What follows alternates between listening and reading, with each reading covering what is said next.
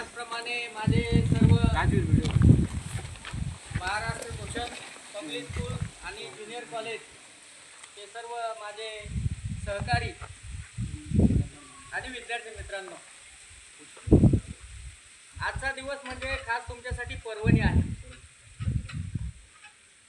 अविस्मरणीय क्षण आहे तुमच्या जीवनातील. तुम्ही जसे जसे पुढे जाल, जसे जसे मोठे व्हाल, आजचा दिवस तुम्ही नक्कीच स्मरणात ठेवाल. असा स्मरणात राहण्यासारखा आजचा हा दिवस म्हणजे खास तुमच्यासाठी पर्वणी आहे. एक चांगली संधी आहे आणि ही संधी आपल्या स्कूलच्या मुख्याध्यापिका दसपुते मॅडम, आदरणीय कुचेकर सर यांच्यामुळे तुम्हाला हा योग प्राप्त झाला आहे. आता आपण जे आहोत या ठिकाणी, तुम्ही काल तुम्हाला सूचना दिली आणि सूचनेप्रमाणे तुम्ही सर्व तयारी करून आज वेळेला या ठिकाणी उपस्थित राहिलात. तर तुम्ही ऐकलेलं असेल आणि काहींनी ऐकलेलं नसेल, परंतु आज तुम्हाला ऐकायला मिळेल की महानुभाव पंथाचे संस्थापक ज्यांनी महानुभाव पंथाची स्थापना केली, या धर्माची स्थापना करून ह्या धर्माचे महत्त्व आणि या धर्मासाठी जी उत्तम कामगिरी केली ते चक्रधर स्वामी. पाठ्यपुस्तक मंडळ पुणे यांनी देखील स्वामीच्या संदर्भात पाठ्यपुस्तकामध्ये सिलेबसमध्ये तुम्हाला काही वर्गाला अभ्यासासाठी पाठ आहेत मराठीमध्ये. माणूस कोणताही असू द्या, तो कर्तृत्वाने मोठा होतो, महान बनतो. त्यामुळे आपले कार्य आणि विचार हे मोठे असले पाहिजेत, उच्च असले पाहिजेत, हेही आपण या निमित्ताने लक्षात घेतलं पाहिजे. आणि असे महान की त्यांना परमेश्वर रूपात पाहिलं जातं, असे परमेश्वर चक्रधर स्वामी यांचा जास्त जीवनातील जास्त काळ जो आहे तो या पैठण या नगरीमध्ये गेलेला आपल्याला पाहायला मिळतो. त्यांनी याच भूमीमध्ये त्यांनी खूप काळ वास्तव्य केलं म्हणजे या ठिकाणी ते राहिले. त्यांच्यामुळे पैठण हे महानुभाव पंथासाठी एक महत्त्वाचे तीर्थक्षेत्र बनले आहे. बाहेरच्या राज्यातून देखील या ठिकाणी असंख्य लोक येतात दर्शनासाठी, दर्शन घेऊन जातात. परंतु आपल्याला जवळ असताना देखील जवळच्याला काही महत्त्व नसतं. परंतु आपण तेही लक्षात घेतलं पाहिजे की महानुभाव पंथांच्या दृष्टीने आणि या सर्व धर्मियाच्या दृष्टीने हे जे ठिकाण आहे हे ठिकाण अतिशय पवित्र आहे.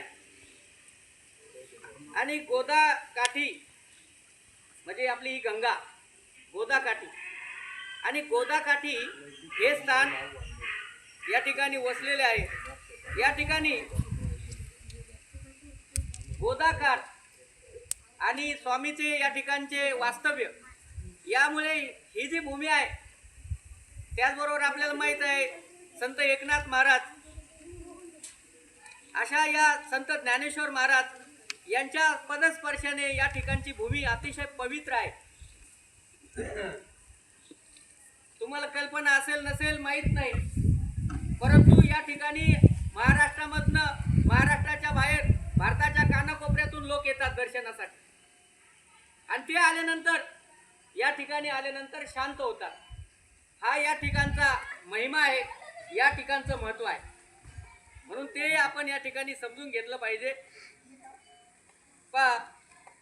त्यांनी काही उपदेश केला, स्वामींनी काही उपदेश केला. स्वामी ज्या वेळेला म्हणजे चक्रधर स्वामी ज्या वेळेला त्र्यंबकेश्वरहून पैठणला आले. आता त्र्यंबकेश्वर सर्वांना माहिती आहे, कल्पना असेल त्र्यंबकेश्वर संदर्भात. नाशिक पासून जवळच आहे आणि आपली जी ही गंगा आहे, गोदावरी नदी, हिचा उगम कुठे झालेला आहे? कोण सांगेल? कोण सांगेल? माहिती आहे? त्र्यंबकेश्वर.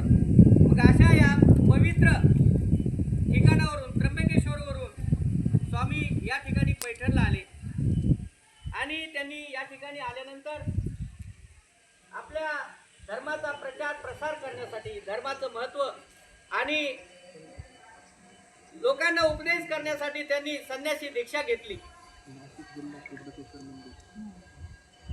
दीक्षा घेतली असावी असे मानले जाते.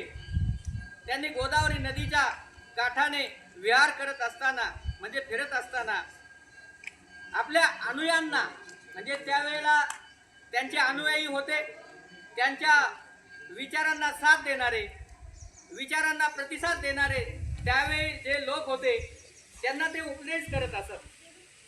त्यामुळे पैठण हे महानुभाव पंथाच्या अनुयायासाठी पवित्र स्थान बनले. आता स्वामीजींचं या ठिकाणी दीर्घकाळ, म्हणजे अनेक वर्ष या ठिकाणी पैठणमध्ये त्यांनी घालविले. ते पैठणमध्ये काही काळ राहिले, ज्यामुळे या ठिकाणाला मोठे धार्मिक महत्त्व प्राप्त झाले. आणि धार्मिक दृष्टीने हे ठिकाण मग प्रसिद्ध झाले, प्रचलित झाले संपूर्ण महाराष्ट्रामध्ये आणि महाराष्ट्राच्या बाहेर देखील, म्हणजे भारताच्या अनेक राज्यामध्ये या तीर्थक्षेत्राची माहिती लोकांपर्यंत गेली आणि याला धार्मिक अशा पद्धतीचं एक महत्त्व प्राप्त झालं. त्यांच्या वास्तव्यामुळे पैठण हे महानुभाव पंथाच्या धार्मिक आणि सांस्कृतिक परंपरेचा भाग बनले आहे. आता थोडक्यात सांगायचे म्हणजे पैठण हे चक्रधर स्वामीच्या जीवनातील एक महत्त्वाचे ठिकाण आहे. जसं आपल्या देखील जीवनामध्ये काही घटना असतात, घटना घडत असतात, परंतु एखादी घटना आपल्या जीवनामध्ये खूप महत्त्वाची असते.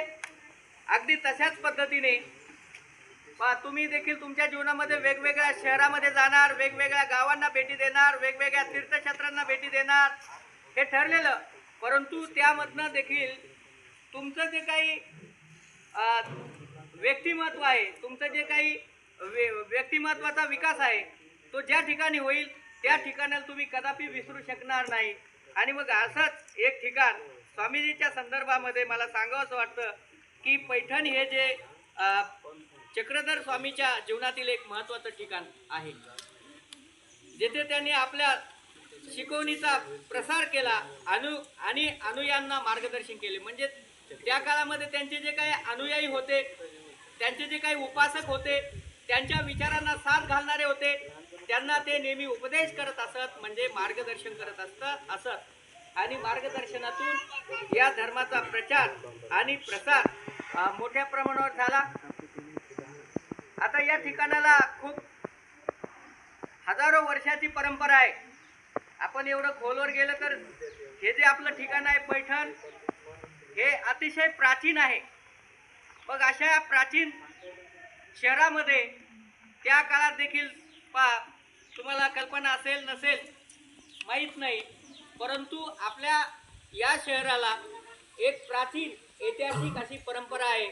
आणि या ऐतिहासिक परंपरेमध्ये, प्राचीन परंपरेमध्ये या महानुभाव धर्माचं जे काही उच्च स्थान आहे, ते या धर्माचे प्रसारक, प्रचारक आणि संस्थापक चक्रधर स्वामी यांच्याशिवाय ते पूर्ण होऊ शकत नाही.